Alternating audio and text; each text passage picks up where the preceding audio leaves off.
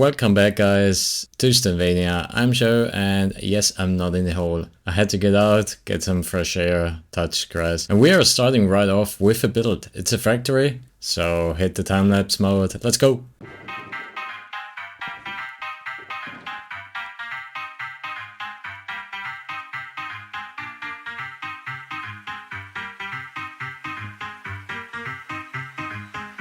Ladies and gentlemen.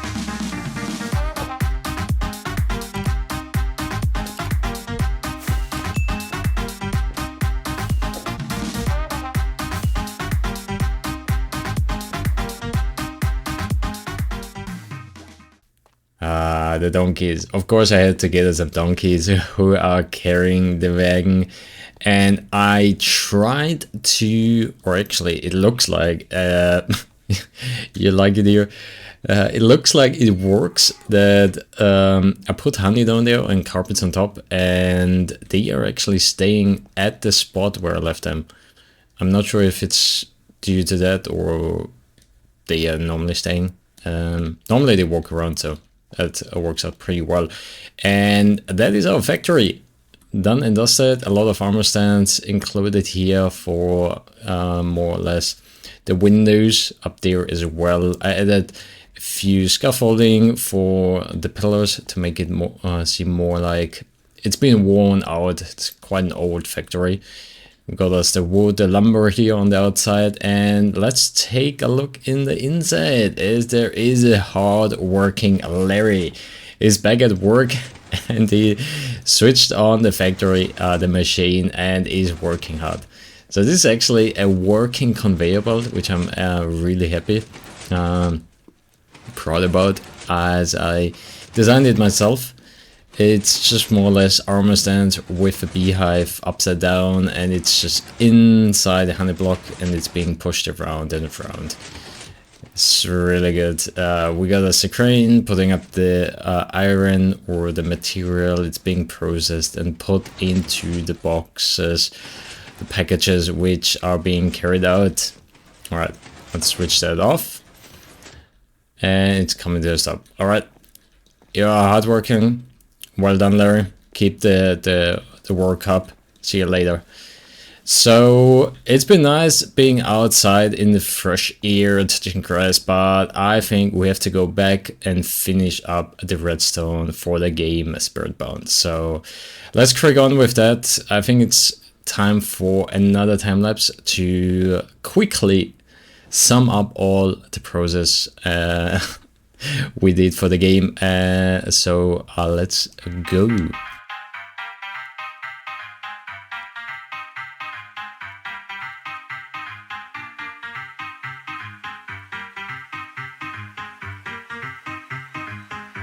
Ladies and gentlemen.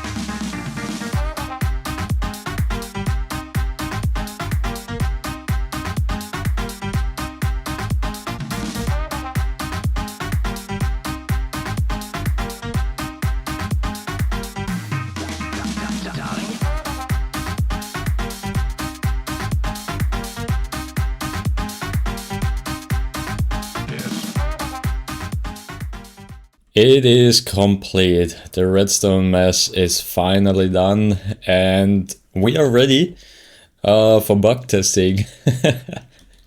So after a lot of days, we finally built up all the redstone, all the rooms, the map. It is complete and it is amazing. It is crazy. There's so much redstone. I'm not sure if I can explain everything. Maybe some of the components which are very important. For example, down and there where we have the ghost selector, and it's kind of, or it is a bit encoder.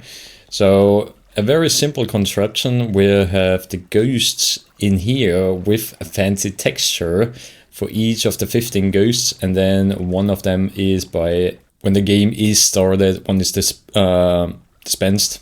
And depending on which one this line is triggered then. And here we have the encoding. So we have observers depending on which characteristics, which evidence they have. And then that one is pushed down. As the game is off now, everything is pushed down. but only those of the characteristics of the ghost will be pushed down and then sent over to the line or to the room. So those blue and white stripes are the lines for the trades, and the red or the orange here is where the ghost room is. And we also have a randomizer, which ghost room can be selected. So that is one of the main components. Of course, the ghost distribution system to spawn a ghost in one of the rooms from above. And over here we also have the ghost, kind of like the hunting mechanism, which is this one here, and depending on the sanity we have a different chance when the ghost can like spawn. And this is kind of like it is a mess. It is a mess. So this is kind of like the sanity display or the sanity output. If we just go over that, we have the sanity output here, and this is kind of like how the sanity is being distributed over. It is, let's see, how can we explain that? Oh, maybe down here. So depending on the strength, a different piston is being deployed, and then depending on which piston up here, we get a different signal, like a different strength, and only one of them. So they are overpowering each other. That's why it's so messy up here. And only one signal, depending on the strength here, as you can see, is then being chosen or is being used for the randomizer. This is the sanity refilling. There's so many mechanisms. I'm not sure if I can go through all of them. And over here, this is the ghost selector panel. Kind of like very similar to the clue dice rolling, just instead of the randomizer we have a selector panel down there, and then most of the things up here are the vending machines and kind of like shops and the reward that is being dispensed. Here we have the, if you die, you're resetting or you're ending the game and you're being transported back into the lobby, then game starts. So all the different colored lines or wall have a different meaning, which makes it easier to separate them. And it's getting dense. I had to add some changes afterwards because I wasn't really happy with them, how they turned out. So, and of course a few bugs that are already occurred. So it was a bit tight, I would say, very, very tight. But it was a great and amazing challenge. So let's hop into the lobby itself. Those are just the boxes for the lobby. So from up here, this is where you get into the lobby, and oh, behold the lobby with all its glory. So we got a lot of instructions here. I also made an instruction video, which is linked below, to make it easier and for people who don't really like to read, as I would be one of them.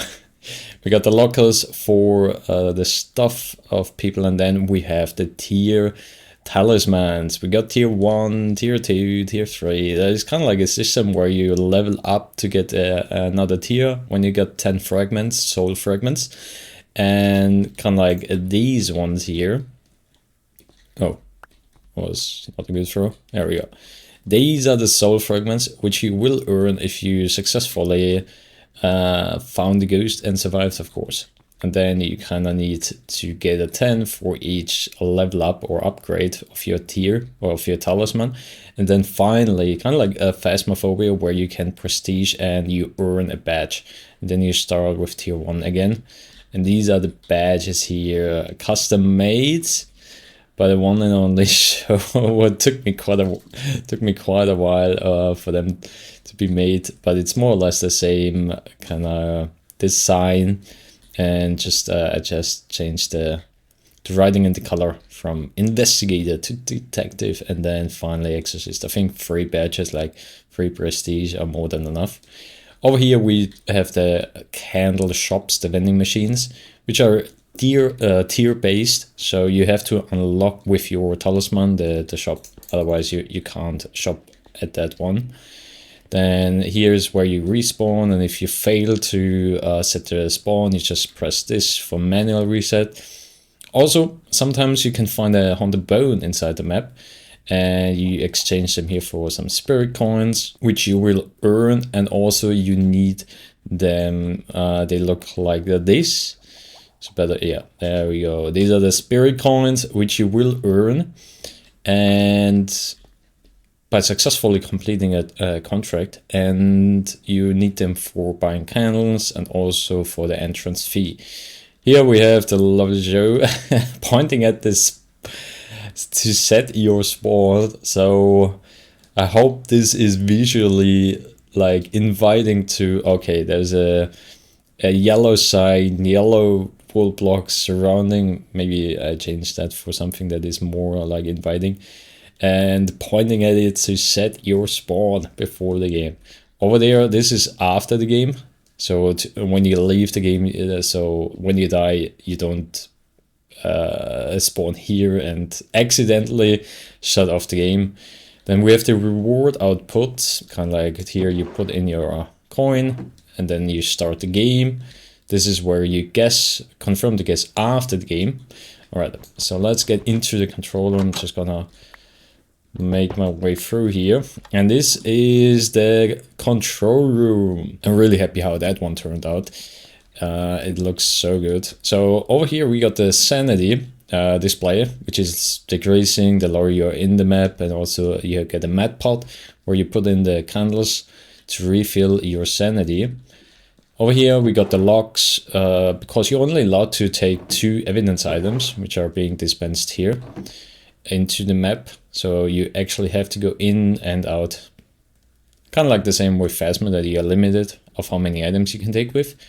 Over here you set your tier, kind of like the difficulty of the game. The higher your tier is, the harder it gets. And then we have to go select a panel here. These are kind of like the evidences you can find. It is all sculk sensor based, so depending on you put the helmet on or off, you have to place down the door and then you open and close it. Depending on where the sculk sensor reacts, this is kind of like the evidence. And then we have the placing a block and the projectile as well. So over here we have the go select a panel, the same papers with the texture here for the filter over there. So it's also comparing which one you inserted and which one was selected, which is very interesting. And then we just have a display here with the candles, the different tiers, and it's also the candles have like recovering a different amount of sanity, which is nice. And then we have the map in there, the entrance boxes that shows that people are leaving the haunted house. And in here it is, you have to crouch to get in there. It's actually very, very dark. And now all we have to do, I already made quite a path, or a very simple path over to the game. It is to make the bridge, which crosses that river here. At the moment it's just a resin bridge. To make it a bit more inviting. And then we need an actual building over there. And I also have to remove the beacon. I totally forgot about that.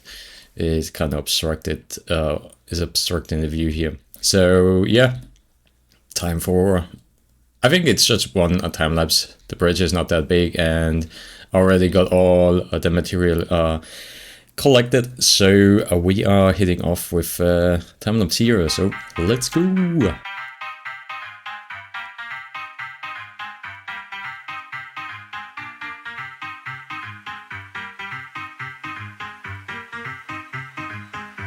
Ladies and gentlemen,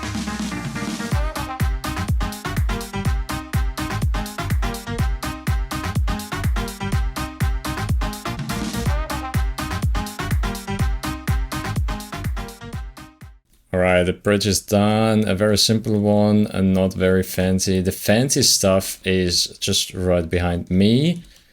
It's our Georgian Obake. It's like a paper lantern in Japanese kind of lore, which inherits ghostly beings as well. I took it a bit further and made it very grim looking, with the menacing eye, the tongue sticking out, which just below the tongue, the entrance. And I did a bit of terraforming greenery stuff, or actually like that stuff surrounding it, so it fits in better. I love it. It's just so good, especially for a spirit kind of ghostly game. Inside, we have brush plates, so I don't have to open it. We have our entrance to Spiritbound, and this is just the exit. Not a jacuzzi, but it kind of looks like it. And that's the entrance, and I already prepared. There are the bundles. The starter packs, or Spirit Hunters bundle, which inherits kind of like a talisman, 10 coins, and 3 candles. And special bundles for Flora, Pixels, and James, which have extra coins, extra candles in there. So I'm gonna distribute or deliver them to the mail boxes at spawn, so they can get going and enjoy the game. But that's also it for this episode. Hope you liked it, and I see you in the next one. Goodbye.